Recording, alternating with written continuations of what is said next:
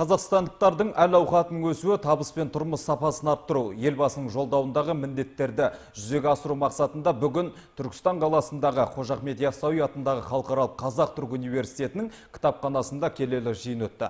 Оған өңірдегі 30-ға жуық белсенді үкіметтік емес ұйым өкілдері қатысты. Басқосуда Түркістан облыстық ішкі саясат басқармасы мен Түркістан облысы азаматтық альянсы ұйымдастырды.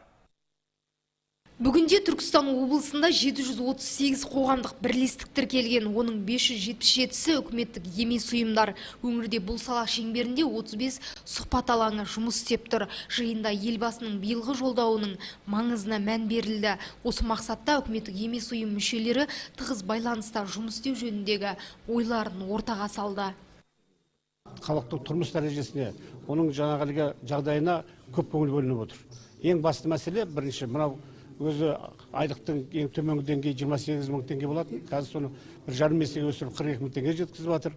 Содан кейін жаңағы мынау білім саласына, жаңа денсаулық сақтау саласына көңіл бөлініп отыр. Оның бер жағында ең басты мәселе сол салада жұмыс істейтін азаматтарға, жаңағы қызметкерлерге айлық жалақысын жаңа 35%-дан сол жаңа 30% бен 35%-дан арасында көтеріледі деп отыр.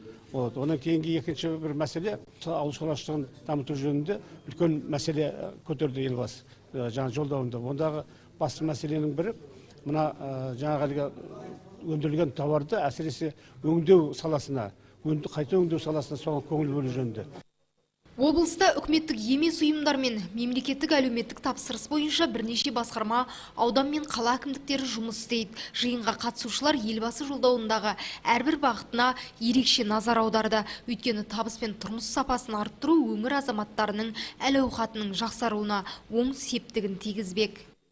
Кездесудің бір несі үкіметтік емес ұйымдардың бүгінде жұмысы алға қойып, өздерінің Түркістан облысына, бүгінде Түркістан қаласына қосатын не бүгінде тәрбиелік мәні бар жұмыс атқарып жатқандығы жөнінде, кешегі елбасының бүгінде жолдауы, күні кеше болған жолдауында әр азаматымыз дені сау болу керек, денсаулығына қарау керек екендігі жөнінде, білімді, данада дара жастарымыз өсіп келе жатыр, соларға үлгі бола алатындай бүгінде үлкен жұмыс жасауымыз керек екендігі жөнінде айтып өтті. Соған бәріміз атсалысамыз деп ойлаймыз.